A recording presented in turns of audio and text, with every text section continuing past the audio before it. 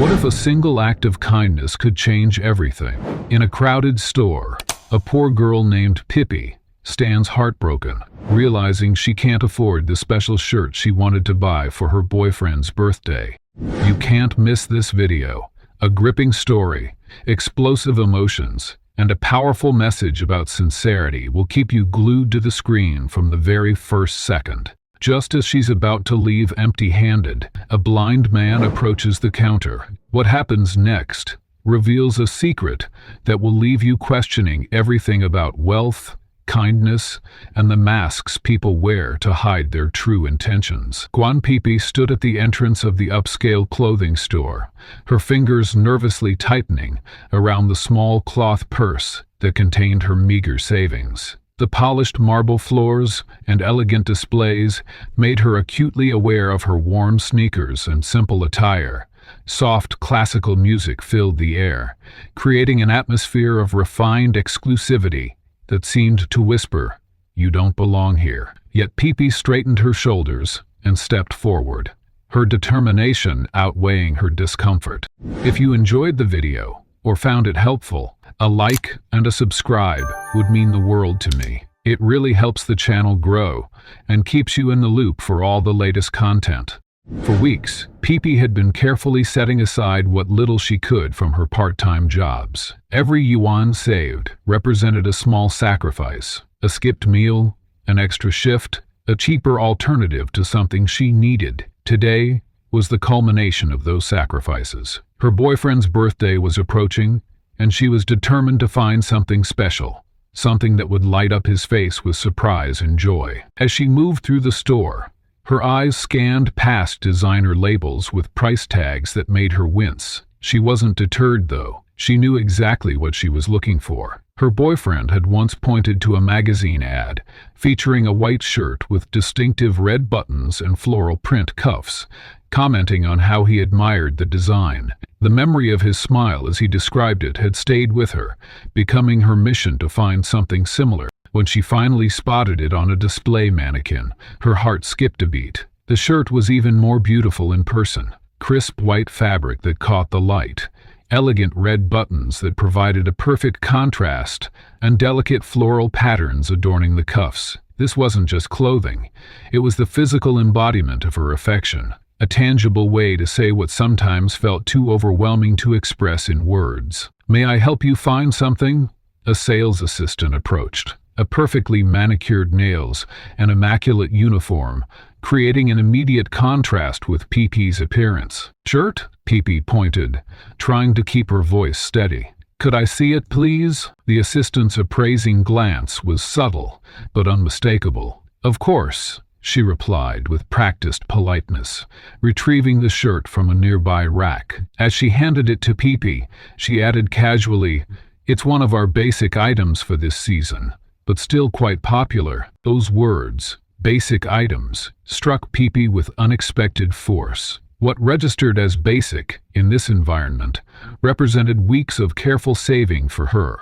The assistant's offhand comment illuminated the vast gulf between their realities, a reminder that what constituted an everyday purchase for some required significant sacrifice for others. Pippi forced a smile as she accepted the shirt, her fingers tracing the pattern on the cuffs. "How much is it?" she asked, though part of her already feared the answer. When the assistant named the price, Pippi felt a cold wave of disappointment wash over her. It was significantly more than she had anticipated, more than what she had managed to save. For a moment, she considered putting it back, looking for something else within her budget. But as she held the shirt, she couldn't help but imagine her boyfriend's reaction, his surprised smile, the way his eyes would light up with appreciation, not just for the gift, but for the effort behind it. With trembling fingers, Pippi pulled out her phone and checked her bank balance. The numbers on the screen confirmed what she already knew.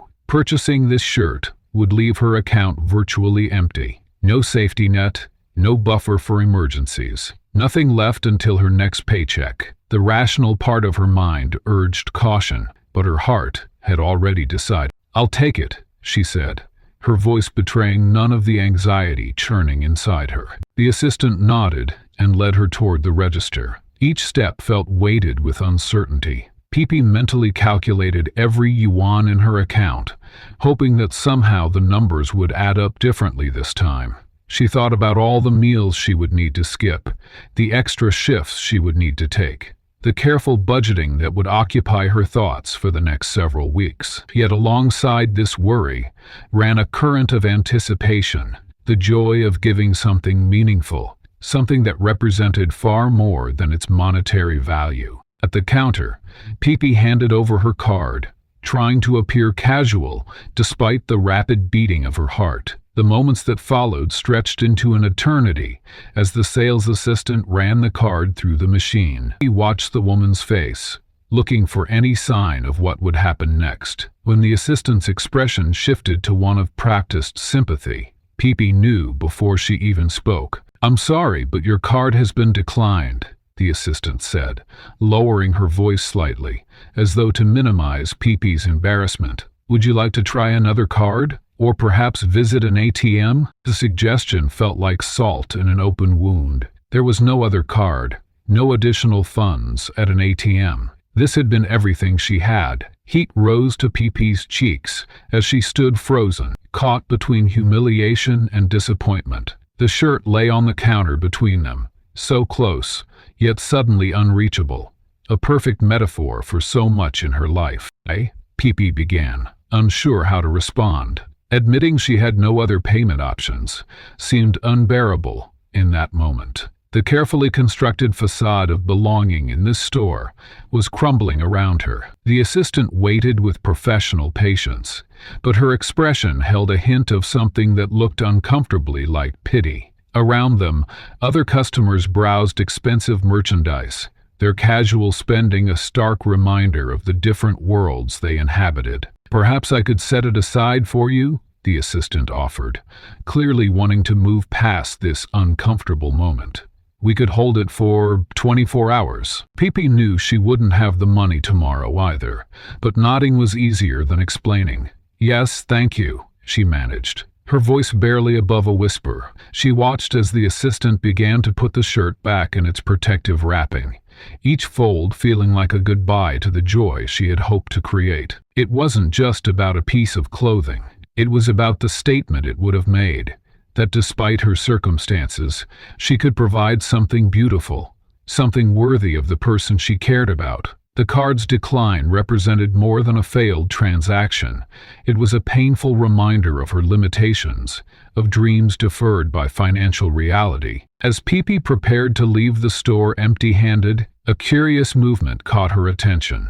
A man with dark glasses and an elegant cane was making his way toward the counter. His confident stride belied his apparent blindness, and his clothing spoke of wealth and refinement. He moved with the assurance of someone who had never worried about a declined card or an empty bank account. The sales assistant's demeanor transformed instantly, her posture straightening, her smile widening as she recognized a customer of means. "Good afternoon, sir. How may I assist you today?"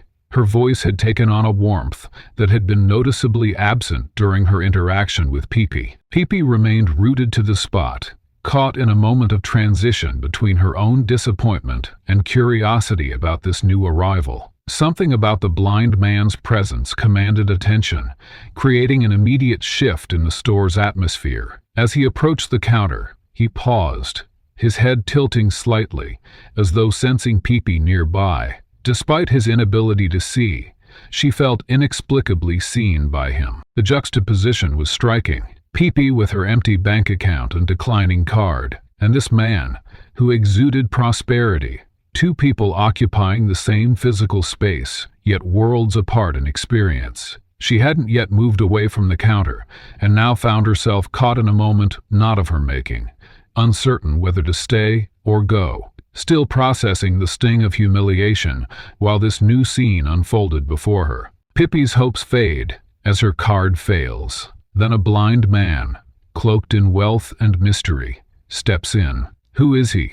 And what secrets does he hold? Brace for a game-changing twist. Two worlds collided at that polished counter. Pippi's crumbling hopes and a stranger's confident arrival. The blind man's approach transformed the atmosphere of the entire store, his presence commanding attention without a single word. This was Helen Jingting, and despite his inability to see, he navigated the space with a precision that bordered on supernatural. His dark glasses concealed his eyes, but nothing could hide the aura of influence that surrounded him like an invisible crown. The tap of his expensive cane against the marble floor created a rhythm of authority. Unlike the hesitant shuffle of most visually impaired individuals in unfamiliar spaces, Helen moved with the assurance of someone who owned every inch of ground beneath his feet. His suit wasn't merely expensive, it was bespoke, molded to his frame with the kind of craftsmanship that spoke of multiple fittings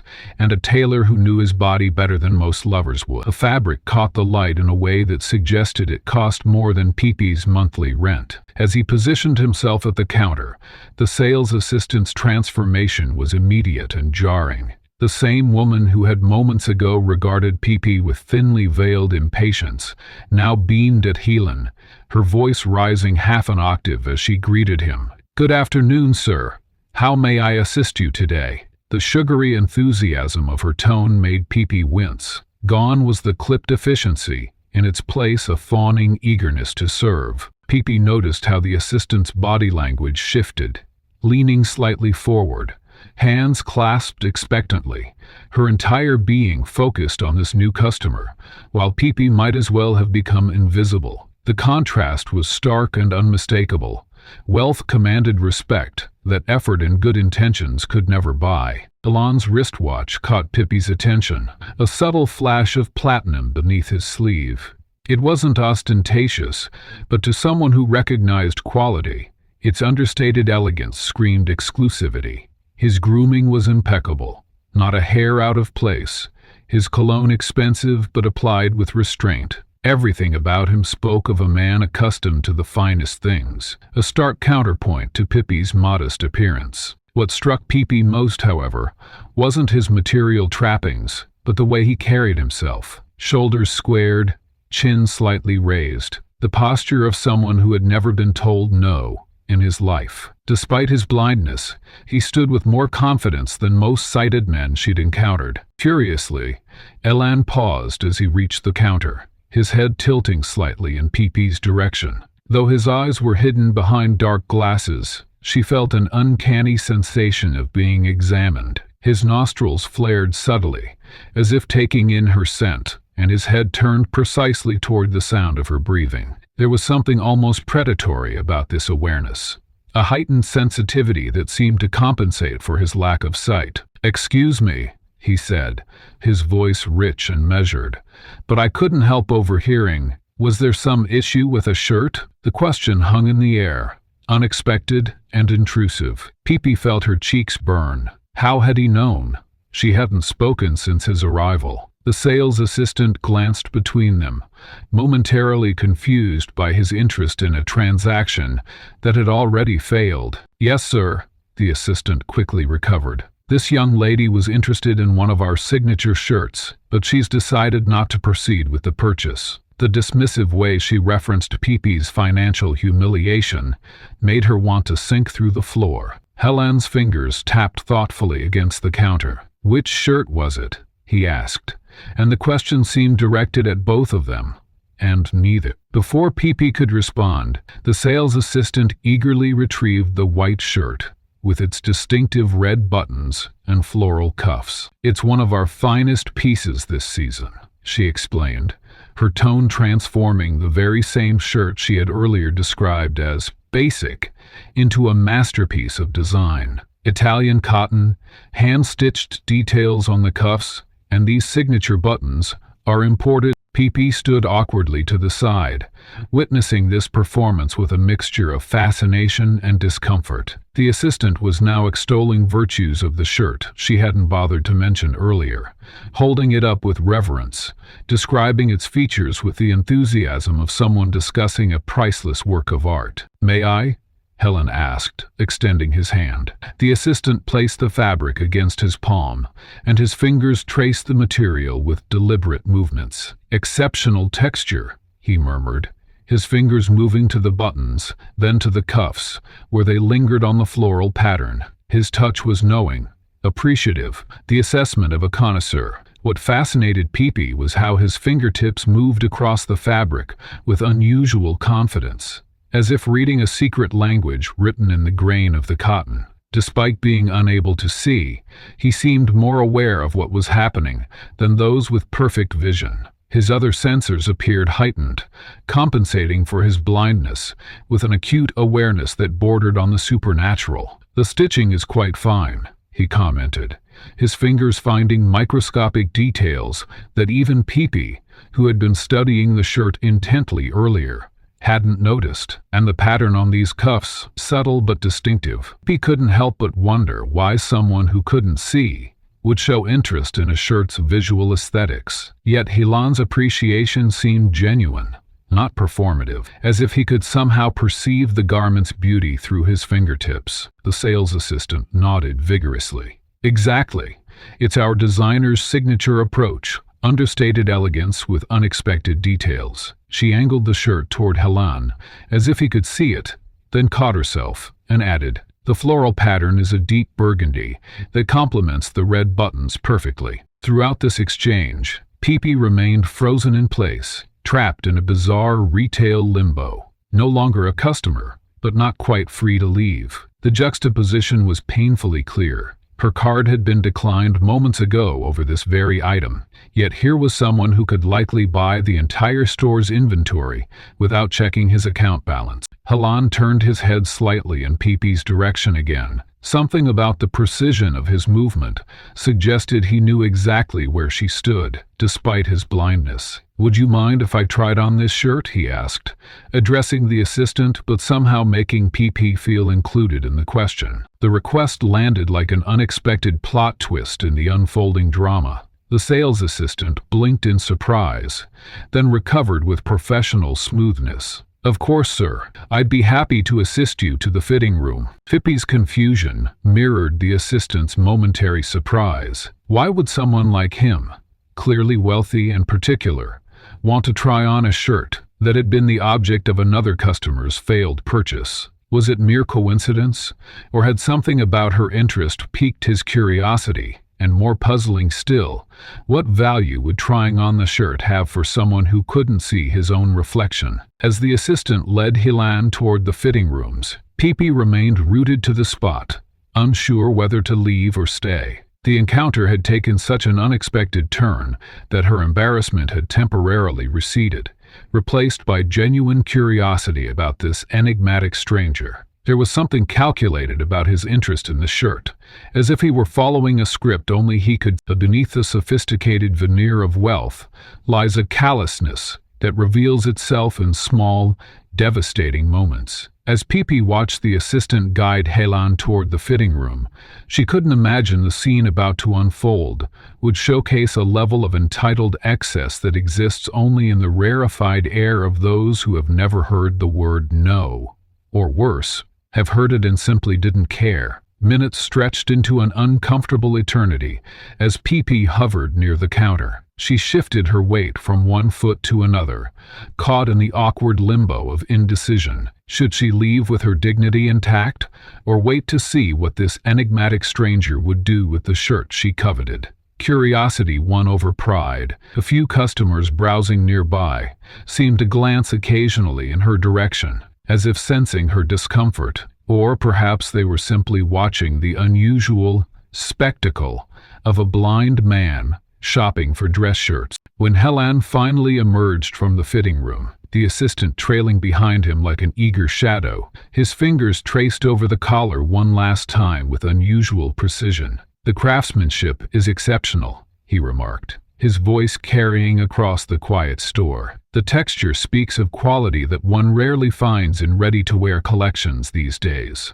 For someone who couldn't see, his assessment was remarkably detailed, almost suspiciously so. "We're so pleased you appreciate the fine details, sir," the assistant practically cooed, her entire demeanor transformed from the cool dismissiveness she had shown earlier. "It truly is one of our more distinctive pieces this season." Helen nodded thoughtfully, then delivered the statement that would make Pipi's stomach drop. "I believe I'll take this shirt," he said, pausing just long enough for Pipi to feel a flicker of hope that perhaps the sample size wouldn't fit him. Then came the devastating addition. "In fact, I'd like one in every available size you have in stock." The assistant's eyes widened with barely contained excitement, commission calculations practically visible behind her expression. "Every size, sir? That would be sizes small through extra large. We have limited quantities of each, but I'd be happy to—" "All of them," Helen confirmed with a casual wave of his hand. "Every single one you have in the store." Pippi felt as though the floor beneath her had suddenly tilted. The ultra-wealthy lived in a different reality, one where buying out entire inventories was as commonplace as picking up milk at a corner store. What might have been an impulsive purchase for Helen represented weeks of Pippi's careful saving, sacrificing small comforts and working extra hours for nothing. The assistant practically bounced as she moved to retrieve the shirts from various displays and stockrooms. Her efficiency suddenly quadrupled by the prospect of such a substantial sale. Pipi remained frozen, watching her dreams dissolve with each shirt the woman collected and brought to the counter. "Would you like to see anything else while we prepare your purchase?" the assistant asked, her voice honey-sweet with the promise of further sales. Helen shook his head. "This will suffice for today." Pipi wanted to speak up, to say something, anything, that might salvage her situation. But what could she possibly say? "Excuse me, would you mind leaving just one for me?" The absurdity of making such a request to someone who clearly operated in a sphere where money was abstract rather than concrete stopped the words before they formed. A peculiar powerlessness washed over her, the kind that comes from recognizing that your needs simply don't register in someone else's world. The collection of identical shirts grew on the counter, a monument to excess that Pipi couldn't comprehend. Each one represented the same birthday gift she had meticulously planned, the same joy she had imagined seeing on her boyfriend's face. Now they would all belong to a man who couldn't even see their distinctive beauty. When the assistant presented the total, a figure that made Pipi's eyes widen, Helen reached into his jacket without hesitation and produced a sleek black credit card. The transaction that would have emptied Pipi's account completely was, to him, so insignificant it didn't warrant even a moment's consideration. He handed over the card with the casual air of someone tipping a barista. Studies have shown that individuals with greater wealth often display reduced empathy and awareness of others' needs, not necessarily out of malice, but from a fundamentally different relationship with scarcity. As Pipi watched the assistant swipe the card with reverence, this abstract research became painfully concrete. "Would you like these in a single package, sir?" the assistant asked, as she began folding each shirt with elaborate care. Helen's response cemented Pipi's impression of wasteful indulgence. "No, please wrap each one separately," he said, as if requesting the most reasonable thing in the world. "Different packages for each size." The extravagance of the request, the unnecessary packaging, the excessive paper and boxes that would be required, seemed to highlight the casual disregard wealth could breed. This wasn't just about buying shirts anymore. It was a display of power, of the ability to consume resources simply because one could.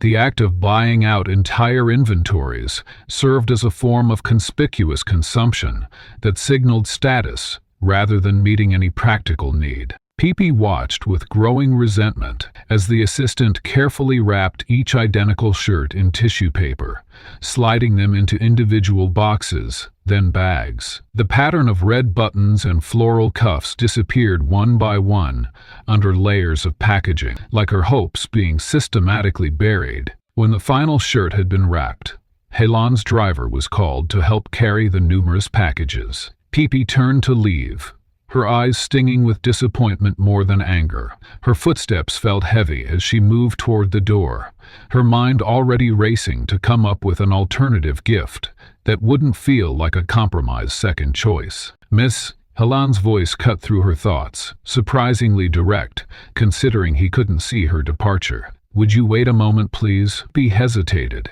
her hand already pushing against the glass door. Part of her wanted to continue walking, to refuse any further interaction with someone who had just demonstrated such casual selfishness. But curiosity, and perhaps a small irrational hope, made her turn around. "Yes?" she asked, unable to keep a slight edge from her voice. Helen had moved closer, his driver hovering nearby with the multiple bags. There was something calculated in his stance, as if this encounter had been choreographed from the beginning. "I believe you were interested in one of these shirts as well," he asked, his head tilted slightly, as if trying to discern her reaction without the benefit of sight. The question hung in the air between them, loaded with implications that Pippi couldn't fully decipher. How had he known her interest was specifically in this shirt? Had the assistant mentioned it? Had he somehow overheard her earlier conversation? Or was there something more deliberate at play in this seemingly chance encounter? Sometimes the most revealing moments between people happen when one has everything to give and the other everything to lose. As Helen called out to Pippi just as she was about to leave the store empty-handed, time seemed to suspend itself in that liminal space where pride meets possibility. His voice cut through her disappointment with unexpected clarity, transforming what should have been their final interaction into something more complex. A transaction where the currency wasn't just money, but dignity, suspicion, and the universal human struggle to accept help without surrendering power. "Which size were you looking for?" Helen asked, his tone casual yet deliberate, as if he'd been contemplating this question while performing his earlier display of excessive consumption. For Pippi turned slowly, her expression guarded. The man who had just swept in and purchased every available shirt, the very one she had sacrificed so much to buy, was now addressing her directly. She hesitated, trapped between social politeness and the raw resentment bubbling just beneath her composed exterior. "Medium," she finally answered, her voice tight with restraint. It was supposed to be a birthday present. Something shifted in Helen's expression, a barely perceptible softening around the edges of mouth. He gestured toward the collection of packages the sales assistant was still organizing. "Take the medium then. I certainly won't miss just one shirt out of all these." The offer hung between them, deceptively simple, yet loaded with unspoken implications. Pippi stared at him, trying to decipher his motives. Was this genuine generosity, or some kind of power play? The whiplash between watching him buy out the entire inventory and now casually offering her exactly what she needed left her mentally unbalanced. "I don't understand," she said, caution evident in every syllable. "You just bought them all?" "Exactly," Aileen replied, with a slight shrug that conveyed the insignificance of the gesture to him. "Which means I own them, and I can do whatever I want with them, including giving one away." His nonchalance about something that had represented weeks of careful saving illustrated the chasm between their worlds. To him it was just one shirt, an insignificant fraction of an impulse purchase. To her, it was a significant emotional investment, a tangible representation of her care for someone she loved. Pippi asked, unable to keep the suspicion from her voice. People with wealth like his rarely gave without expecting something in return. That had been her experience, anyway. Helen tilted his head slightly, as if her question intrigued him. "Does there need to be a reason?" The sales assistant watched their exchange with poorly disguised curiosity, her eyes darting between them, like a spectator at a tennis match. The power imbalance was so stark, it was almost visible. Him standing confidently with his expensive cane and tailored clothes. Her, with her hands nervously fidgeting at her sides. "I can't just take it," P said finally, her resolve hardening. The thought of accepting what amounted to charity from this stranger felt like surrendering something essential about herself. Her financial situation might be precarious, but her self-respect wasn't negotiable. "Then don't think of it as taking," Helen countered smoothly. "Think of it as risk distribution. I have more shirts than I need. You need one specific shirt, Its simple efficiency, his framing of the situation, attempted to remove the emotional weight, to make it transactional rather than charitable. But Pepe wasn't convinced. Her internal struggle played across her face, the practical need for the gift warring with her fierce independence. "If I accept," she said slowly, each word carefully chosen, "I need to pay you for it." The stipulation seemed to catch Helen off guard. For a moment, genuine surprise flickered across his features, before his composed expression returned. He hadn't expected her to counter his offer with terms of her own. "Seems unnecessary," he began, but Pepe cut him off. "It's necessary to me," she insisted, her voice gaining strength as she articulated her position. "This isn't just any shirt. It's something specific. I chose for someone important. If I give it to him, I need to know it came from me, really from me, not as someone else's handout." The word handout hung in the air between them, sharp and clarifying. Helen studied her for a long moment, seeming to reassess something about her, or perhaps about the situation. The sales assistant, sensing the tension, busied herself with reorganizing a nearby display, though she remained within earshot. "I understand," Helen said finally, and something in his tone suggested that perhaps he truly did.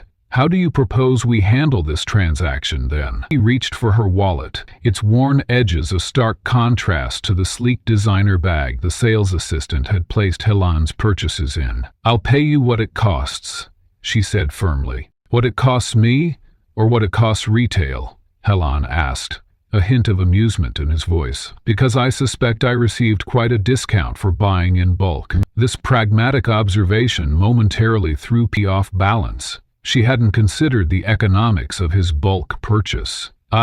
What you paid for it, I suppose." Helen nodded, as if her answer satisfied some unspoken question he'd been considering. "Fair enough." He turned toward the sales assistant. "Could you tell me what my per-unit cost was for these shirts?" The woman quickly calculated the figure, mentioning a number that, while still significant to PP, was notably less than the retail price she'd originally faced. The reduced amount was within reach of her limited finances.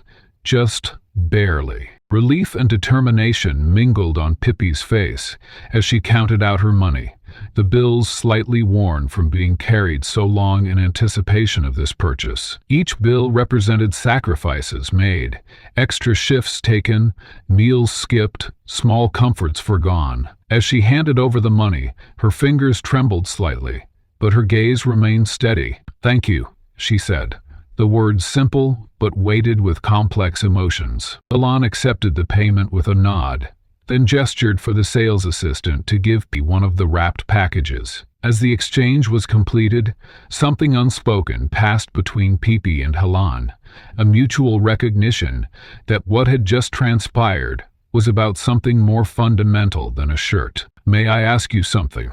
Helen said suddenly, breaking the momentary silence. Pepe nodded cautiously, clutching the package to her chest, as if protecting it from being taken back.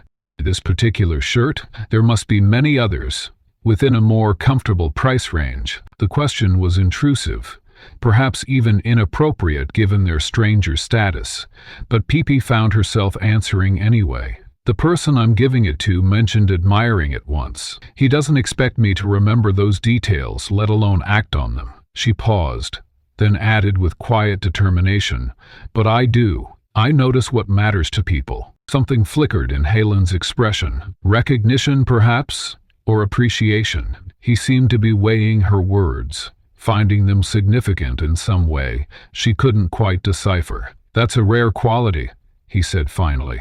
"Rarer than you might think. The distance between understanding and empathy often reveals itself in the smallest of exchanges." In that moment, as Helen acknowledged her attentiveness, something unspoken passed between them. A brief recognition that perhaps they weren't as different as their financial situation suggested. But for Pepe, one crucial matter remained unresolved. She wouldn't walk away with his shirt without settling the debt, regardless of what it might cost her dignity to insist on it. They moved to a quieter corner of the store, away from the curious eyes of the sales assistant, who had watched their interaction with barely concealed interest. The marble flooring amplified each step, creating a symphony of tension between them. Pepe's worn sneakers made soft squeaks against the polished surface, while Helen's expensive leather shoes created confident, measured taps. "I'll pay you the full retail price," he stated firmly, her voice carrying a resolve that surprised even herself.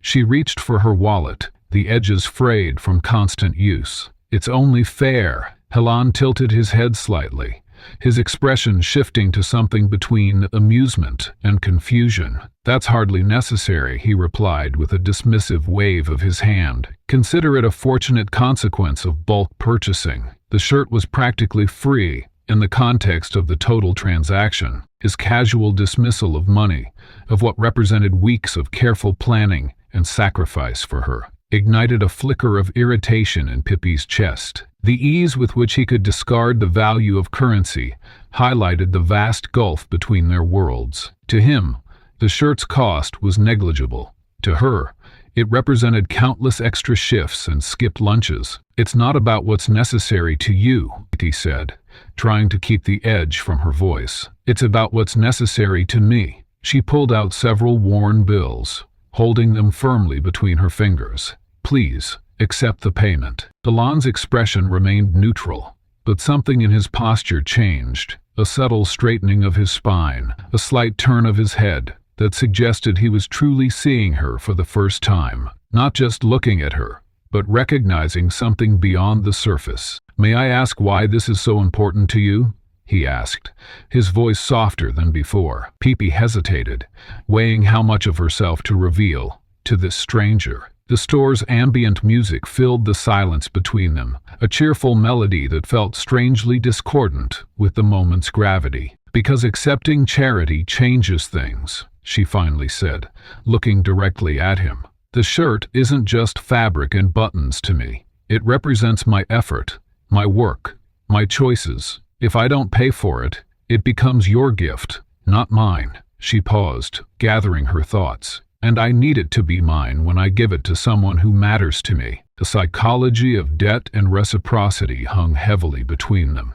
For Pepe, maintaining the balance in this unexpected social exchange was crucial. By insisting on payment, she was asserting her autonomy, refusing to create a power imbalance that might leave her feeling beholden to this wealthy stranger. Helen studied her for a long moment, his expression thoughtful. "I understand pride," he said slowly, "but sometimes pride costs us more than money." "It's not just pride," Pepe countered, her voice quiet but firm. "It's about maintaining the meaning behind the gift. When I give this shirt, I want it to represent my love and dedication, not someone else's charity." Something in her words seemed to resonate with Helen. His expression softened, the previous dismissiveness melting away into something more genuine. He nodded slowly, as if processing a complex equation and finally arriving at the solution. "The emotional weight of a gift," he murmured, almost to himself. "You're right, I hadn't considered that aspect." For Pepe, this acknowledgement felt like a small victory. In a culture where faith represented so much, social standing, dignity, honor, Helen's recognition of her perspective offered a measure of respect she hadn't expected. Her insistence on payment wasn't merely about financial obligation, but about preserving her sense of self in this interaction. "Tell me," Helen said, breaking the momentary silence, "why this particular shirt? There must be dozens of less expensive options that would serve as a birthday gift." The question caught Pepe off guard. She hadn't expected him to care about the reasoning behind her choice. The personal nature of his inquiry created a brief vulnerability that she hadn't prepared for. "Because he noticed it once," she answered, her voice softening with the memory. "We were walking past a store, and he pointed it out, just in passing. He never asked for it, never hinted that I should buy it. He just appreciated it." She smiled slightly. "That's the thing about gifts that matter. They're not the ones people ask for. They're the ones that show you've been paying attention." As she spoke, Helen's demeanor transformed. Where there had been casual indifference, there was now focused attention. His initial reaction, suggesting the shirt was insignificant in cost, had given way to a growing appreciation for the emotional investment behind PP's purchase. This wasn't simply a financial transaction.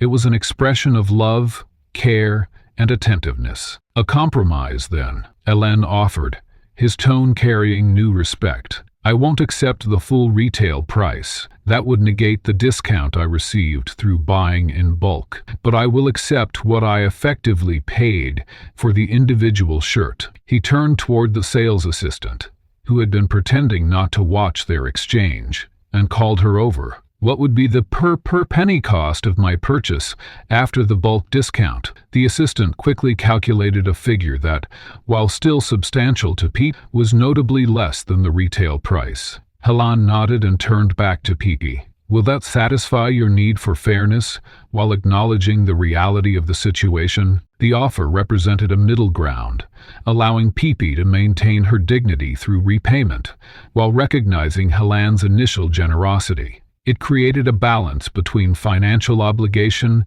and social grace, a compromise that respected both their positions. Pippi considered for a moment before nodding. Yes, that works. She counted out the agreed amount from her wallet, the bills slightly worn from being carried for so long in anticipation of this purchase. As she handed them over, a sense of completion washed over her. The transaction now felt balanced, proper. Helen accepted the money with a nod, tucking it into his pocket with a casualness that reinforced how little the amount meant to him financially. Yet the way he handled the exchange, with newfound respect rather than dismissal, suggested the interaction had gained meaning beyond monetary value. As Pippi carefully folded the shirt into her bag, her movements deliberate and almost reverent, Helen watched her with curious intensity. Something about her had captured his interest, not her appearance or circumstances, but the strength of character revealed through this simple transaction. May I ask what you do? He questioned suddenly, the abruptness of his query suggesting genuine curiosity rather than mere politeness. For work, I mean. The unexpected question hung between them, shifting their interaction from a completed transaction to something potentially more. Pippi looked up, surprised by his continued interest now that their business was concluded. The query seemed to extend an invitation, not just to answer a simple question, but to reveal more of herself to this enigmatic man who had moved from stranger to something more complex in the span of a few minutes. Behind every act of unexpected generosity lurked the question, what does this person really want? As Helen's inquiries became more personal, the weight of his attention shifted from flattering to unsettling. The shirt transaction had concluded, yet his interest in her had only intensified, a fact that stirred both opportunity and warning in Pippi's mind. So tell me, Helen said, his voice deceptively casual as he slipped his wallet back into his jacket pocket. Are you a student, or do you work full-time? The question seemed innocent enough, but it followed no natural progression from their previous conversation about the shirt. Pippi hesitated, suddenly aware of how the dynamic between them had shifted. Moments ago, she had been insisting on payment, asserting her independence. Now, somehow, she found herself being interviewed by a stranger whose wealth radiated from every perfectly tailored inch of his clothing. I work several part-time jobs, she answered carefully, her fingers still clutching the shopping bag containing the shirt she'd worked so hard to afford. Mostly retail and some weekend shifts at a cafe downtown. Helen nodded thoughtfully, as though her employment status was somehow significant information. And are you satisfied with that arrangement? Multiple jobs must be exhausting. His tone conveyed neither judgment nor sympathy, but rather clinical assessment. Pippi found herself growing increasingly guarded. Why would a man who could casually purchase an entire inventory of expensive shirts care about her work schedule? It pays the bills, she replied, conscious of how defensive she sounded. I'm good at balancing my time. The corner of Helen's mouth twitched slightly. I'm sure you are. People who manage multiple responsibilities often develop exceptional organizational skills. He paused, his fingers tapping lightly against his expensive cane. What would you say is your greatest strength in a professional setting? The question hung in the air between them, so bizarrely formal that Pepe almost laughed. They were standing in the middle of a luxury clothing store, yet somehow she'd wandered into a job interview she hadn't applied for. I adapt quickly, she answered, her curiosity now fully engaged despite her wariness. And I notice things others miss. Helen's expression brightened with what appeared to be genuine interest. Observational skills are invaluable. Tell me, what made you choose this particular shirt? There must be hundreds of white shirts in the city. The seemingly random pivot back to the shirt caught her off guard. I told you, it was something he admired, she said cautiously, unwilling to reveal more about her personal life to this increasingly peculiar man. Yes, but you remembered the exact details. The buttons, the cuffs. That level of attention suggests you possess a remarkable memory for detail.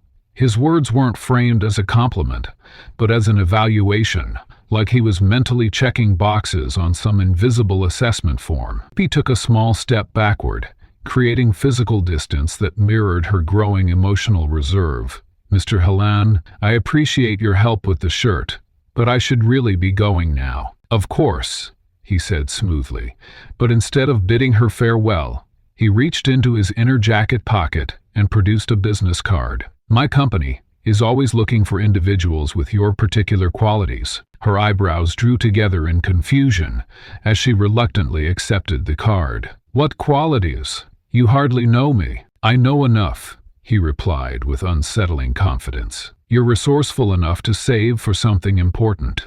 You're principled enough to insist on paying for it. You're observant enough to remember precise details. And you're adaptable enough to juggle multiple jobs. He listed these traits as though reading from a resume she'd never submitted. These are characteristics that can't be taught. The card in her hand was heavy, made of thick stock with embossed lettering that caught the light. He glanced down at it and froze. The company name, emblazoned across the card, wasn't just any corporation. It was Jingting Enterprises, one of the largest technology and investment conglomerates in the country. Her eyes darted back to his face with new understanding. You're not just wealthy, you're Helen Jingting. The name felt different now, weighted with recognition. The Helen Jingting. He inclined his head slightly, neither confirming nor denying her revelation, but his silent acknowledgement was answer enough. Suddenly his peculiar interest made more sense. Billionaires like him were known for their eccentric approaches to talent acquisition. Stories circulated about how they sometimes identified potential employees through unusual circumstances rather than traditional channels. My assistant will expect your call, Helen said, as though her employment at his company was already a foregone conclusion.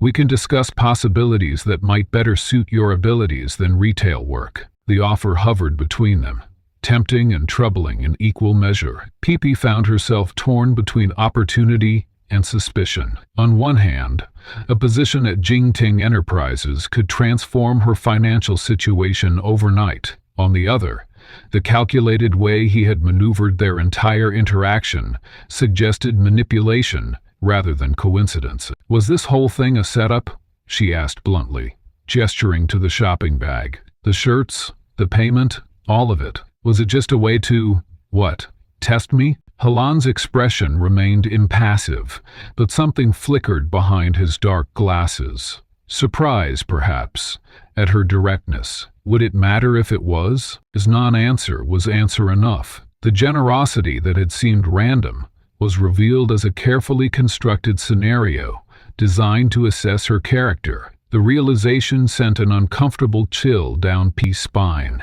How many other aspects of their encounter had been orchestrated rather than organic? It matters to me, she replied firmly. I don't like being manipulated. Consider it an unconventional interview, he suggested, his tone softening slightly. Most interviews reveal very little about a person's true character. Resumes can be embellished, references can be coached, but genuine reactions to unexpected situations, Those are impossible to fake. Pippi studied his face, searching for insincerity and finding none. So you create these situations just to see how people will react? Occasionally, he admitted with surprising candor. When I find someone interesting. The strange compliment hung in the air between them. Pippi wasn't sure whether to be flattered or disturbed that she had somehow caught the attention of a billionaire before they'd even met. The shirt transaction allowed me to observe how you handle disappointment,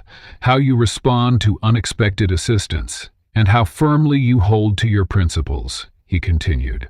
Such information is far more valuable than knowing where you went to school or what your previous managers thought of you. His approach, while manipulative, held a certain logic that Pippi couldn't entirely dismiss. Still, it left her wondering what else about their encounter might have been calculated. And if I had just accepted the shirt without offering to pay? She asked. Helen's mouth curved into a small smile. Then, we wouldn't be having this conversation. The simplicity of his answer was somehow more unsettling than any elaborate explanation might have been. He had been testing her, and she had unknowingly passed. My office is in the Jingting Tower downtown, he said, gesturing vaguely in what she assumed was the direction of the city center. Come by tomorrow at 10 if you're interested. Or don't. The choice is entirely yours. The casual invitation contained an underlying power dynamic that wasn't lost on Pippi. He was offering her a potential path out of financial struggle, but on his terms, following his rules of engagement. And if I choose not to come, she challenged, then you keep the shirt, and we part as strangers who had an unusual encounter in a clothing store, he replied with a shrug. No obligation, no consequences. Obligation, no consequences. His words lingered in the air as Pippi watched him navigate around a display stand with uncanny precision. Far too precise for someone who supposedly couldn't see it. The realization didn't strike her all at once, but emerged like a photograph developing in solution. Something about Helen Jingting wasn't quite right. As they prepared to part ways, Pippi noticed how Helen maneuvered through the store's exit area with remarkable confidence. His cane barely touched the floor, serving more as an accessory than the necessity it should have been. He sidestepped a clothing rack that had been moved since they entered, one that any truly blind person would have needed to detect with their cane first. I should be going, Pippi said, clutching the bag containing her boyfriend's gift. Thank you again for the compromise. Bland nodded, his lips curving into that same enigmatic smile. The pleasure was mine. Perhaps our paths will cross again at Jingting Tower. As he spoke, a sales associate carrying a stack of folded shirts stumbled slightly, nearly colliding with a mannequin. Before the crash could happen, Helen shifted his position, a subtle movement that put him just out of the trajectory of any potential collision. It wasn't the movement itself that caught Pippi's attention, but its timing. He had reacted before any sound indicated trouble, as if he had seen the impending accident. Pippi's suspicions deepened. She had read once about echolocation, how some blind individuals could perceive their surroundings through sound reflections. But this was different, more like anticipation based on visual awareness. The careful observations she'd developed, working multiple jobs, heightened her senses to the inconsistent. Her pulse quickened as she recalled other details from their interaction. His immediate recognition of her presence at the counter earlier, the way his head had tilted toward her expression when she'd been confused about his bulk purchase, how he had known exactly where to look when addressing her, despite his supposed inability to see. Is something wrong? Helen asked, his head angled toward her with unsettling accuracy. Pippi replied, her fingers nervously adjusting the crimson scarf around her neck. Just thinking about your offer. A test formed in her mind. Without ceremony, she loosened her scarf and allowed it to slip silently to the floor between them. The bright red fabric pooled at their feet, making no sound as it settled on the plush carpeting. For a moment, nothing happened. Then, almost imperceptibly, Helen's chin dipped downward, A reflexive glance at the sudden movement and splash of color that no truly blind person could have detected. It lasted only a fraction of a second before he corrected himself, returning to his practiced unseeing gaze. The atmosphere between them shifted like air before a thunderstorm. Pippi bent to retrieve her scarf, her mind racing. Why would someone like Helen Jingting, wealthy, powerful, influential, pretend to be blind? What possible advantage could such an elaborate deception provide? "You dropped something," he asked, his voice perfectly calibrated to suggest he was guessing rather than observing. "Just my scarf," he answered, studying his face for any reaction. "Slipped right off." Helen tapped his cane lightly. The calculating nature of his performance suddenly made all their previous interactions suspect. Had this entire encounter been orchestrated, from his appearance when her card was declined to his seemingly generous solution? Was it all part of some test or game where she was an unwitting participant? The wealthy were known to create such scenarios, social experiments, to gauge reactions, to test character when subjects believed no one important was watching. Those with power often adopted false identities to maintain control, to separate genuine responses from performance. "Here," Helen said, extending a business card toward her with precision that belied his supposed condition. "My direct line. The receptionist will be expecting you tomorrow." He accepted the card, feeling its thick weight and embossed lettering under her fingertips. "Thank you," she said, her voice carefully neutral, despite the tumult of questions inside her. She studied his face, searching for clues to his true motives. His dark glasses concealed his eyes completely, serving as both a prop for his blindness charade and a barrier against her scrutiny. The perfectly tailored suit, the manicured hands, the confident posture, everything about him was calculated, including, apparently, his disability. "I should warn you," Helen said, his voice dropping slightly. "At Jingting Enterprises, we value perceptiveness above most qualities. Those who notice what others miss tend to go far." The statement hung between them, ambiguous in its meaning. Was it a hint that he knew she had discovered his deception, a warning to keep silence, or perhaps an acknowledgement of the test she had just passed? Pippi slipped the business card into her pocket, suddenly aware that accepting his job offer meant stepping further into whatever game he was playing. "I've always been observant," she replied carefully.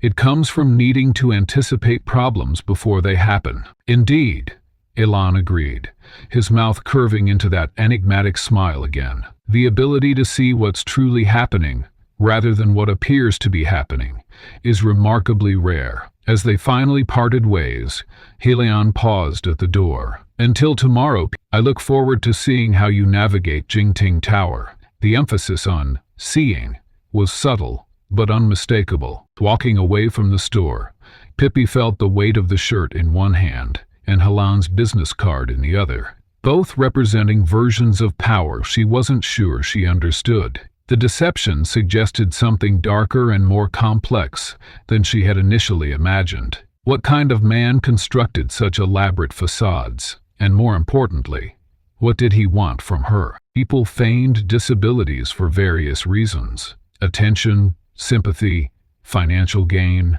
But Helen clearly didn't need any of those things. This seemed more like a test of character, a way to observe people's authentic reactions when they believed they were interacting with someone vulnerable. The psychological manipulation required to maintain such a charade spoke to a deeply calculated mind. Pippi recalled his precise movements throughout their interaction, the subtle ways he'd avoided obstacles without any tactile cues, his ability to face people directly when they spoke. Truly blind individuals develop sophisticated methods to navigate their world, using echolocation and spatial memory. But they didn't react to purely visual stimuli, as Helen had with her scarf. On the bus ride home, she examined his business card more closely. The embossed lettering read, "Helen Jingting, Chief Executive Officer, Jingting Enterprises," followed by a direct phone number. No email address, No social media handles, just the essentials, conveying importance through minimalism. The corner of the card featured a small, raised logo, a stylized fox. Tomorrow she would enter his territory, the imposing Jingting Tower that dominated the city skyline. She would be stepping into his world, where he controlled all the variables. The thought was unsettling, yet she couldn't deny her curiosity about what lay behind his masks. As dawn broke on the day of her appointment, a notification on Pipi's phone led her to an article about Jingting Enterprises' unconventional hiring practices. Helen Jingting doesn't interview candidates, the piece stated. He tests them when they don't realize they're being evaluated. Pipi sat upright in bed, her finger hovering over the screen, as a chill ran through her body. 3 days had passed since the strange encounter at the clothing store, and she hadn't been able to shake the feeling that something about Helen Jingting wasn't quite what it seemed. She had spent hours researching him, starting with simple searches that soon became a deep dive into business journals and obscure interviews. The more she learned, the more Helen Jingting emerged as an enigma, wrapped in contradiction. Wealthy beyond measure, yet reportedly living modestly. Ruthless in business negotiations, yet known for unexpected acts of generosity. And most intriguingly, perfectly sighted, despite his elaborate performance at the store. A financial magazine profiled his rise to power, describing how he had built Jingting Enterprises from a small tech startup into a corporate giant that now employed thousands. But it was the personal anecdotes from former employees that caught Pipi's attention. "Working for Helen isn't like working for anyone else," one executive was quoted saying. "He doesn't care about your degrees or past achievements.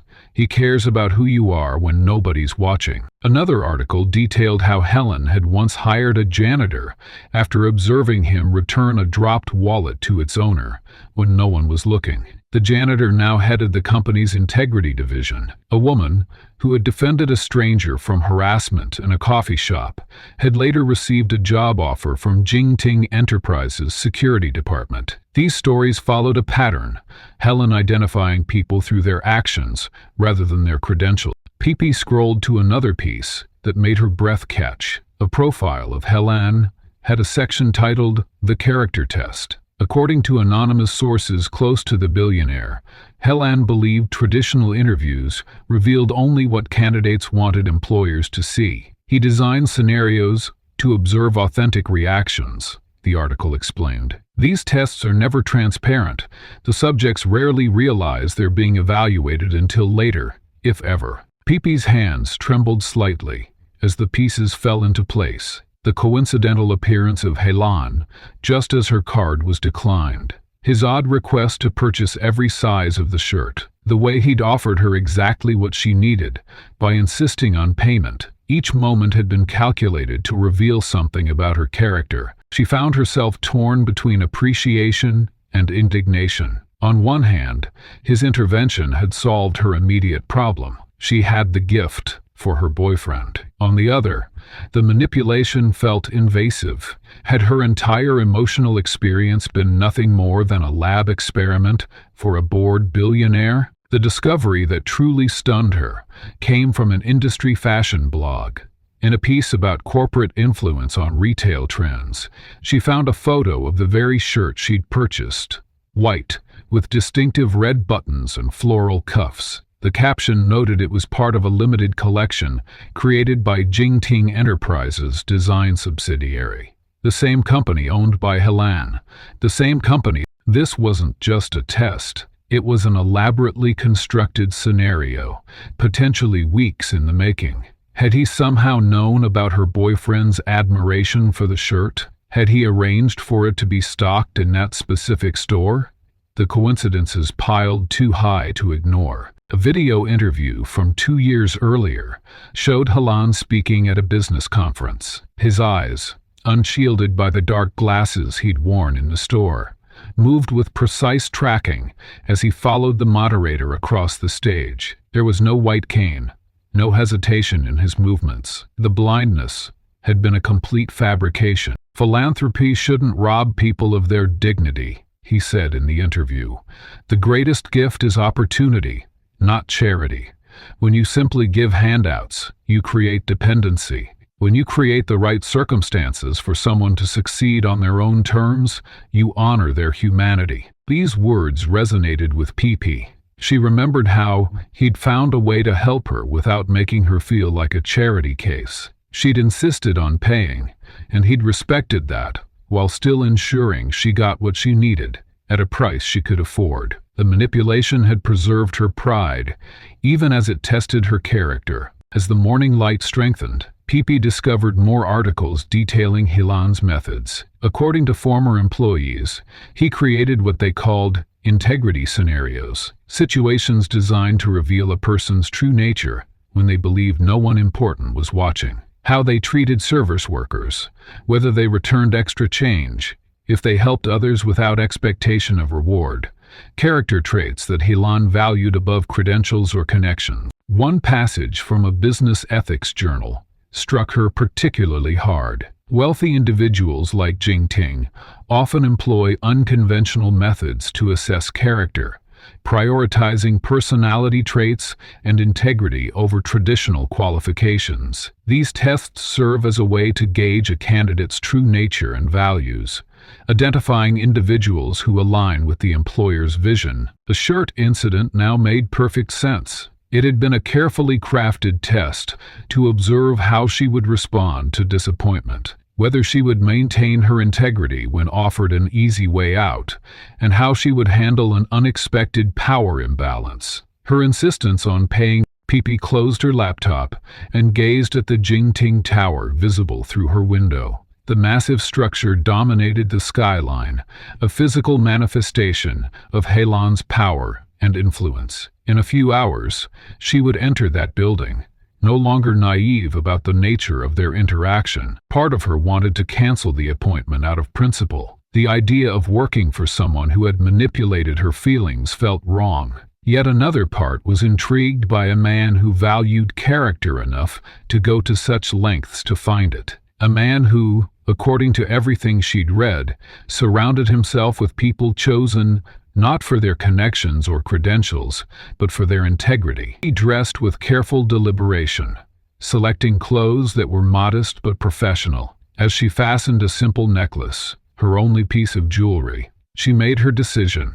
She would keep the appointment, but not as a potential employee grateful for an opportunity. She would meet Helen Jingting as an equal, someone who had passed his test and earned her place at the table. With the glass tower of Jingting Enterprises looming before her, Pee smoothed her modest blazer and took a steadying breath. Option 3 had resonated most deeply with her. The vast gulf between their worlds was painfully evident as she stood before the corporate fortress that dominated the skyline. Yet she possessed something money couldn't buy: the truth about Helen Jingting's game. The revolving doors whispered as they admitted her into a lobby of polished marble and soaring ceilings. Security personnel in crisp uniforms stood at attention behind a curved reception desk that gleamed under recessed lighting. Everything about the space was designed to intimidate, to remind visitors they were entering the domain of extraordinary wealth and power. "I'm here to see Mr. Helen,"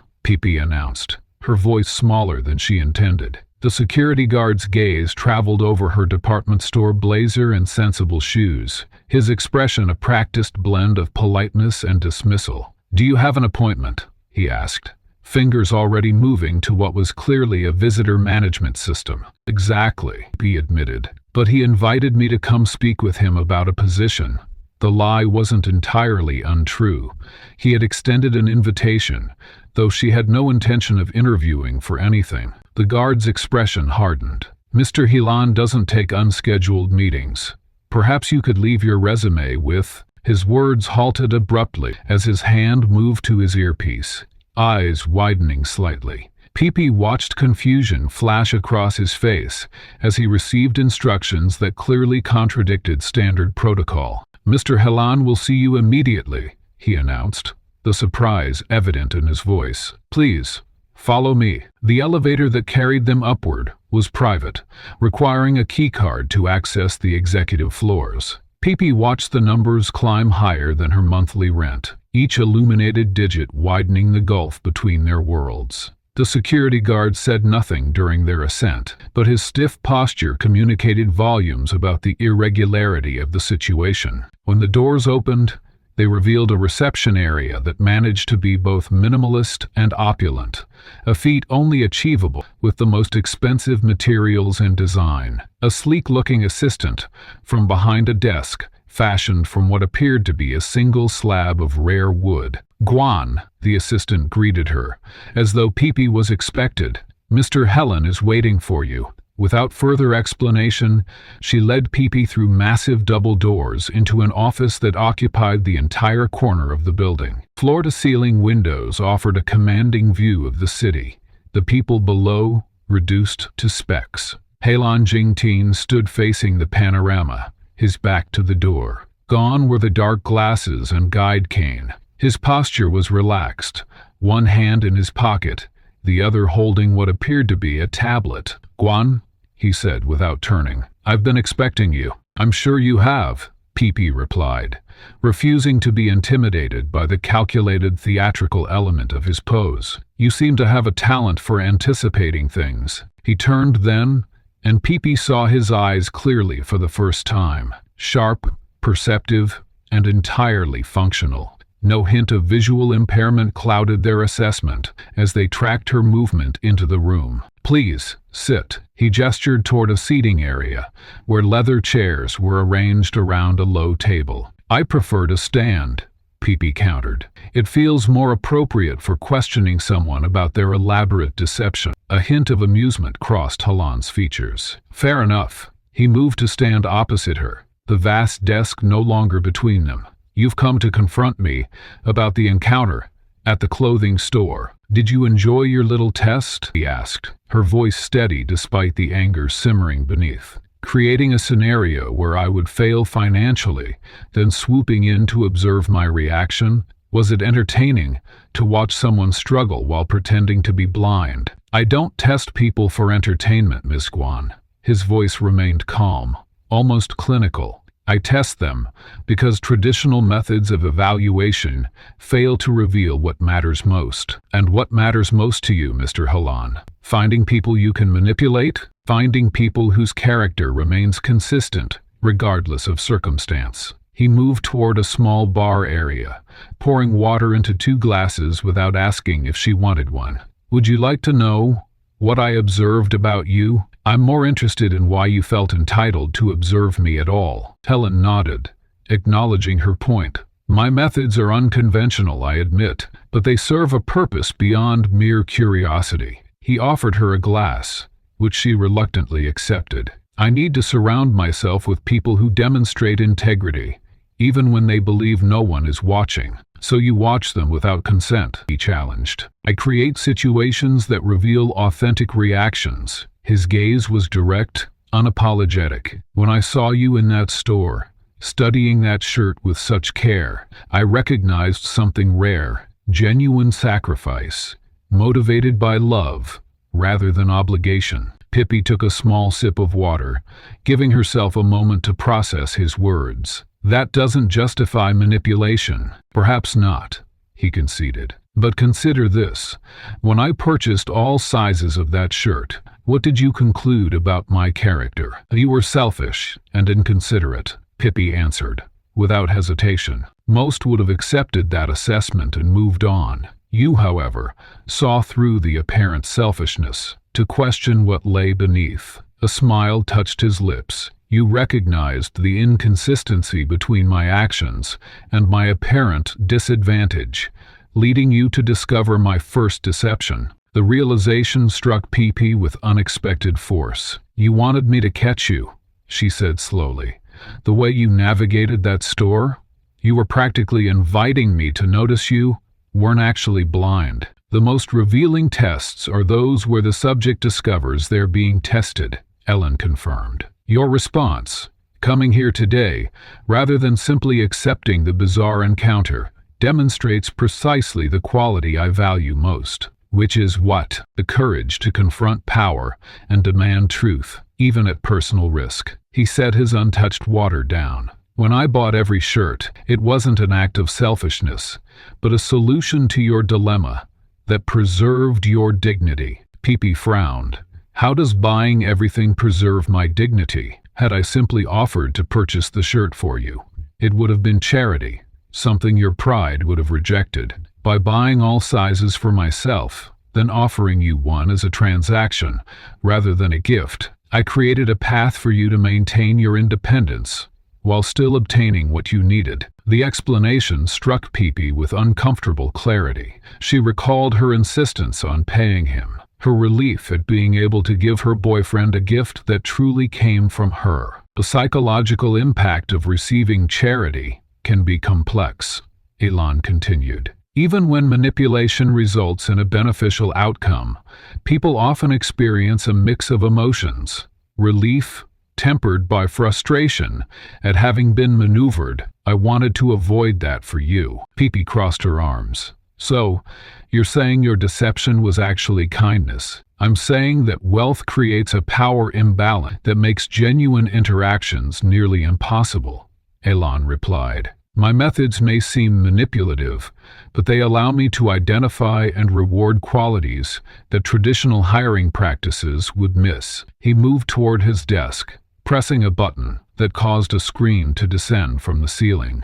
Documents appeared: her employment history, education records, even social media profiles. Your consistent work ethic across multiple jobs, your attention to emotional details that others overlook, your unwillingness to compromise your values, even when financially strained.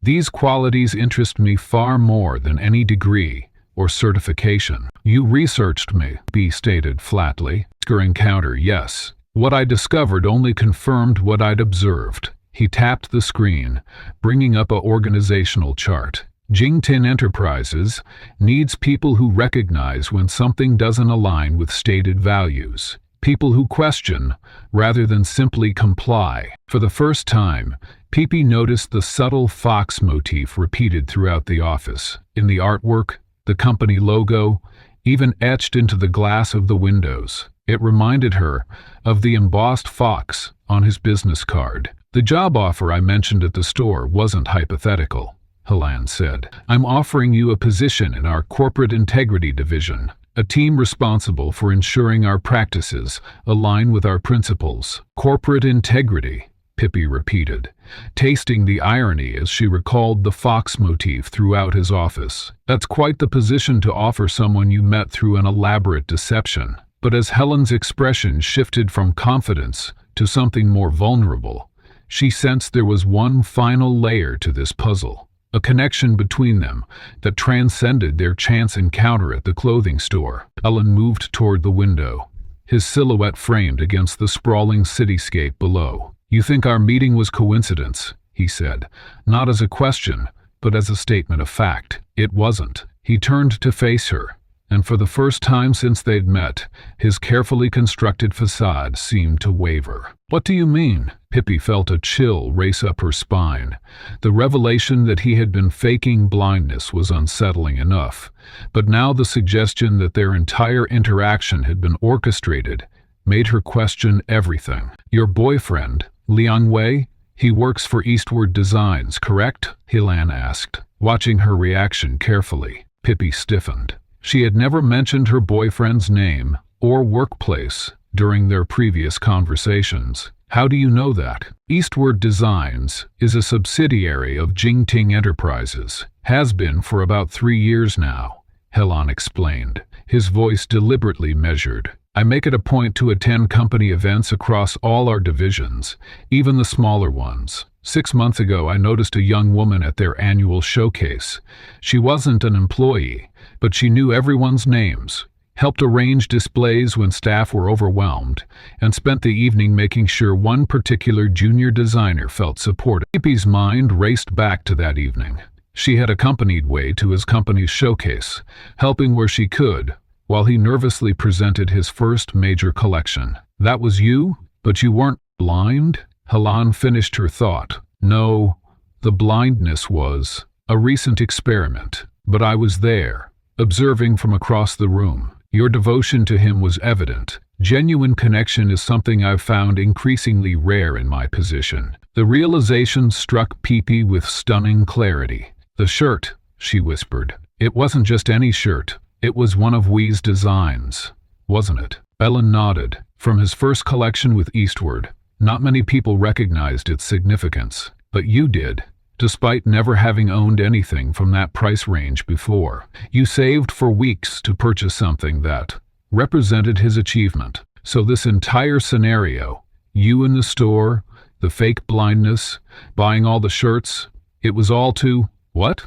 Test me? Pippi felt her anger rising again, though now tempered with confusion. Wealthy individuals frequently grapple with the challenge of distinguishing genuine relationships from those driven by their financial status or power, Helen said, as if reciting a familiar mantra.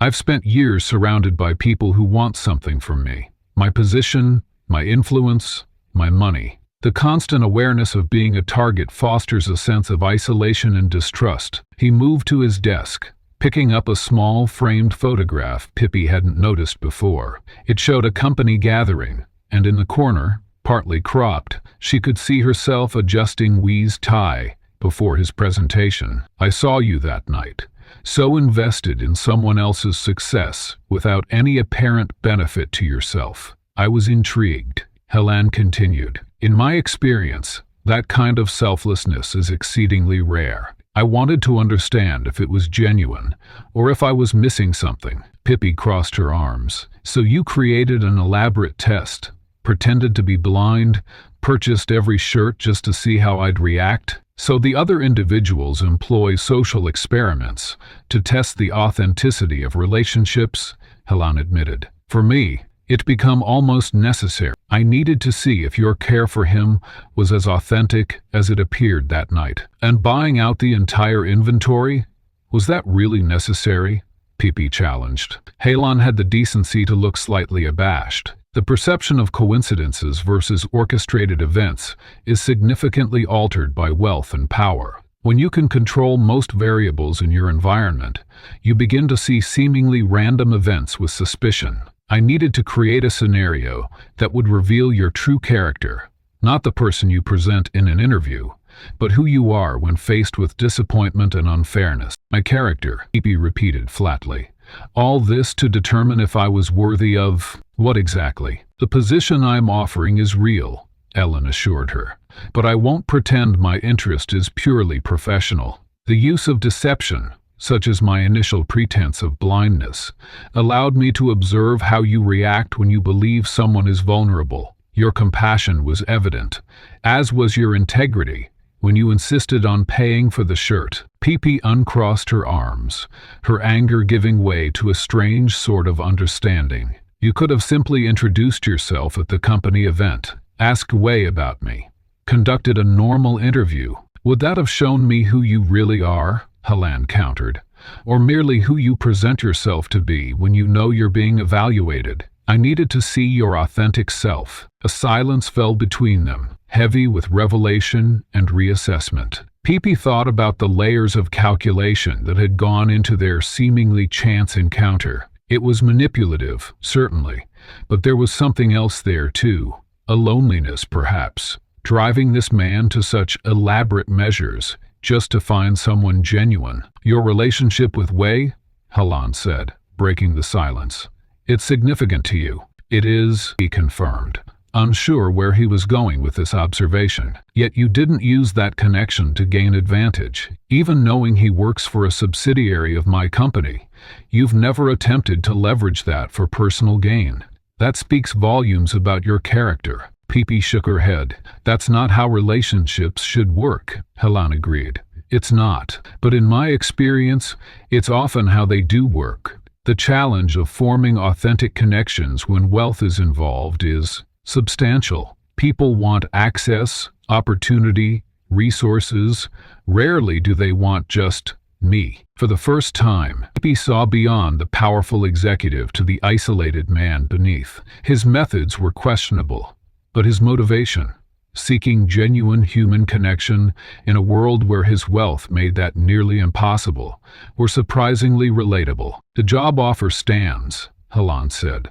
Not because of your connection to Wei, but because of who you've proven yourself to be. Someone who notices what matters to others, who puts in the effort to show care, who refuses to be intimidated or to compromise her values, even when facing apparent power. The corporate integrity division needs exactly those qualities. He reels from Helen's orchestrated deception and their hidden tie through Wei. Was his test manipulative or a stroke of empathy? Brace for a final revelation that unveils the heart of true connection in a world of hidden motives. Beyond the glittering surface of our story lies its beating heart. True generosity requires understanding another's pride. Helen's seemingly selfish act, buying every shirt size, was actually a masterful display of empathy, allowing him to help Pipi without diminishing her dignity. What reveals our authentic selves isn't found in grand proclamations